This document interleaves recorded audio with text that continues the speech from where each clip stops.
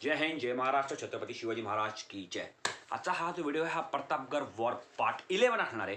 Part 10 मध्ये मी तुम्हाला clear सांगितलं की पंतो जितो काकांनी कशी साखर पेरणी केली ती. शिवाजी महाराजांचं जे पत्र होतं ते वाचून दाखवल्याच्या नंतर पंतो जितो काका आले आणि ते व्यवस्थित साखर पेरणी केली. तो उल्लेख आला होता शिवभारत मधून.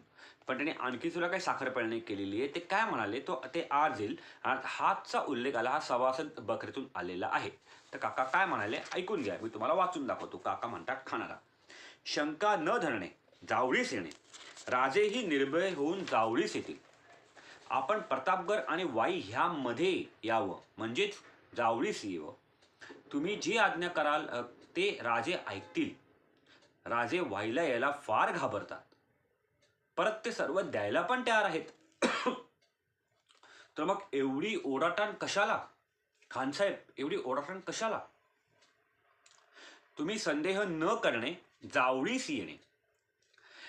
या सगळ्यामध्ये आणखी एक महत्वाची गोष्ट त्यांनी असं सांगितलेली आहे. एक वकील म्हणा किंवा एक असा मुत्सद्दी म्हणा, तोच हे असं सगळं काही व्यवस्थित करू शकतो. ते असं आहे की त्यांनी हे पण सांगितलंय खानाला की तुम्ही ससैन्य जावळीस या. खानाच्या मनामध्ये जे काही किंतु परंतु असेल तेही निघून जाईल ना. बाबा तू एकटा येऊ नकोस, तुझ्या सैन्यासह ये. आपण सैन्यासह बोलवलं कारण आपल्याला एकदाच काय तो हिशोब करायचा होता. सुज्ञ माणसं आहात तुम्ही, तुम्हाला समजलं असेल मी काय म्हणतो. गोरिल्ला टॅक्टिक्स, गनिमी कावा काय असतो, सुरुवात कशी होते आणि माणसं कशी फसतात आणि मग मला माहिती आहे. एनिवेज आपण येऊया पुढे. त्यानंतर मात्र खानाने बेधडक शपथ घेतली मित्रांनो, बेधडक शपथ घेतली की मी जावळीस येतो. जाऊन सांगा तुमच्या, बोलो जाके शिवा को बोलो मैं जावड़ी में आ रहा हूं. हे सगळं जे असताना हे सगळं, ह्याला मुत्सद्दीगिरी आणि ह्याला वकीलगिरी म्हणतात. ह्याला अप्रतिम डोकं लागतं, अप्रतिम विचार लागतात, निर्णयक्षमता लागते आणि महत्वाची गोष्ट म्हणजे समोरच्या मनात काय चाललंय हे वाटण्याची ताकद लागते. ही पंताजी गोपीनाथ बोकीलांकडे होती. ऑफकोर्स छत्रपती शिवाजी महाराजांकडे तर होतीच, म्हणून ते छत्रपती शिवाजी महाराज झाले. पण त्यांचे माणसं, त्यांचे वकील, त्यांचे हेर हे मेन पिलर्स स्वराज्याचे होते त्यावेळेस. सो ह्या लोकांनी हे सगळं काही केलेलं आहे. एनिवेज मी ह्या पुढे काय झालं हे सांगतो. त्यानंतर मात्र पंताजी गोपीनाथ बोकील हे फेरफटका मारायला निघाले खानाच्या छावणीमध्ये. सगळा लवाजमा घेऊन आल्या असतात, मी लास्ट टाइम तुम्हाला सांगितलंय. आता हे निघाले तिकडे, मोठमोठे सरदार होते, मोठमोठे व्यापारी होते, सगळे मोठमोठे खानसामे वगैरे तिथं असतात, दॅट इज डिफरंट. पण हे सगळे होते. बरं एवढंच नाही केले की तिकडे येऊन फक्त त्यांनी कृष्णाजी भास्कर किंवा खानाला फक्त भेटवस्तू नाही दिल्यात. त्यांनी मोठमोठ्या सरदारांना सुद्धा भेटवस्तू दिल्यात. त्यांनी मोठमोठ्या व्यापाऱ्यांना सुद्धा भेटवस्तू दिल्यात. हा उल्लेख सापडतो.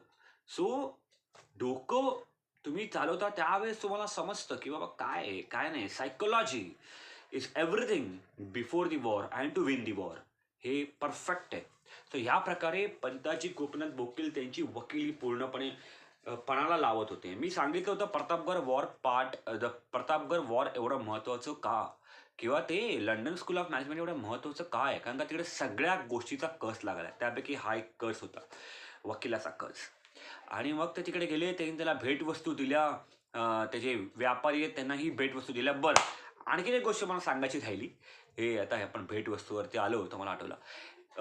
पंताजी गोपीनाथ बोकील ह्यांनी खानाला हेही सांगितलं तू सहसैन्य तर येच, पण येताना तुमचे जे हिरे आणि माणिकेचे जे व्यापारी आहेत, सोने हिरे माणिक, यांनाही तुम्ही तिकडे घेऊन या. म्हणजे आम्हालाही काही चीज वस्तू घ्यायला आमचं म्हणजे आम्हालाही तिकडे हे होईल, घेता येतील काही चीज वस्तू तुमच्या माणसांकडून आणि त्यांचाही तिकडे धंदा होईल. पुढे बघू त्या चीज वस्तू आपण कशा घेतल्या ते, दॅट इज डिफरंट. पण सांगतो वकिली आणि छत्रपती शिवाजी महाराजांचा वकील पंताजी गोपीनाथ बोकील ही खतरनाक माणसं. तुम्ही म्हणजे आपण इमॅजिनही नाही करू शकणार. आपण इमॅजिनेशन जिकडे आपली संपेल त्याच्या पुढे यांची चालू होईल. त्यात सुद्धा आपल्याला त्यांच्या इमॅजिनेशनमध्ये, त्यांच्या स्टार्टिंग पॉईंटमध्ये आपल्या एंडिंग पॉईंटमध्ये सुद्धा बरंच अंतर असेल. आणि त्यांच्या पुढे हे सगळे आपले छत्रपती शिवाजी महाराजांनी हे सगळे, सो हे देव आहेत आपल्यासाठी, अक्षरशः देव आहेत. सो हे होते. त्यानंतर पंताजी गोपीनाथ बोकील तिकडे फेरफटका मारत होते, सर्वांशी बोलत होते. एक गोष्ट तिकडे समोर आली, अत्यंत महत्वाचा पार्ट आहे, ऐका नीट. एक गोष्ट तिकडे समोर आली. ती गोष्ट काय आली? ती गोष्ट ही आली की त्यांना ही गोष्ट पक्की समजली की खाने आझम जे काय त्याला म्हणत आहे त्या अब्दुल्लाला, त्याचं म्हणणं किंवा त्याचं जो विचार आहे तो असा आहे की शिवरायांना भेटायला बोलवायचं, त्यांना मिठी मारायची, म्हणजे त्यांना भेटायचं आणि त्या भेटीमध्ये त्यांचा घात करायचा. 2 गोष्टी. तुम्ही मागे जाऊन बघा, प्रतापगड वॉरचा एका पार्टमध्ये मी तुम्हाला सांगितलेलं की आदिलशाह तारीख-ए-अलीमध्ये उल्लेख आलेला आहे. आदिलशहाने गुप्त पत्र लिहिलेलं आहे. कोणाला? या अब्दुल्लाला. त्याच्या जीविताच्या हंगामावरती अग्नी टाकल्याशिवाय दुसरं काहीही करू नकोस. इंटरनल संदेश होता आदिलशहाचा. ठीक आहे. सो हे सगळं आहे. त्यामुळे हा तिकडे जो आलेला आहे अब्दुल्ला, हा काही काय तह-बी करायला काही आला नव्हता. बट सांगायची गोष्ट काय आहे, की ही गोष्ट रिस्पेक्टेड पंताजी गोपीनाथ बोकील ह्यांना समजली. तुम्ही ज्यावेळेला छावणीमध्ये फिरता हे नुसतंच फिरणं आणि हे विकत घे, ते विकत घे, याला काही अर्थ नसतं.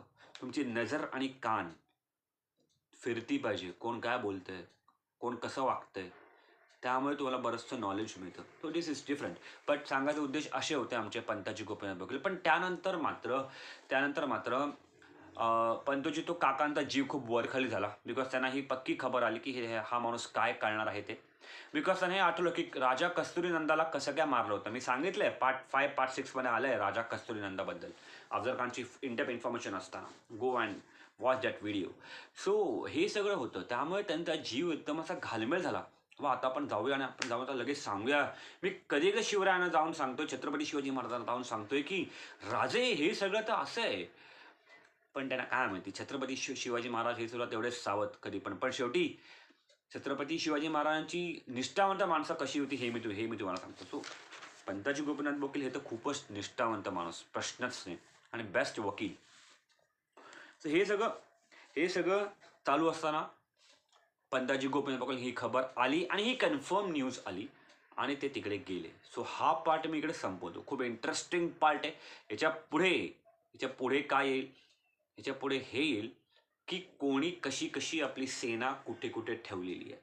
अलॉंग विथ द मॅप सकट मी तुम्हाला दाखवेन. आपले कान्होजी चेदे, शिलीमकर देशमुख, सगळेच खूप जण आहेत, डमडेरे वगैरे, ह्यांनी आपली सेना कुठे ठेवली होती हे सगळं इनडेप्थ येईल तुम्हाला. नेतोजी पालकरचा रोल काय होता आणि खानाची सेना कुठे होती. पारला होती, वाईला होती. खान हा अक्षरशः एवढा ह्याच्यामध्ये होता ना की आता काय जावळी आलीच बाबा, जावळी आमची आहे आणि ती आमचीच राहणार. एनिवेज हा पार्ट मी इकडे संपवतो. जय हिंद, जय महाराष्ट्र, छत्रपती शिवाजी महाराज की जय.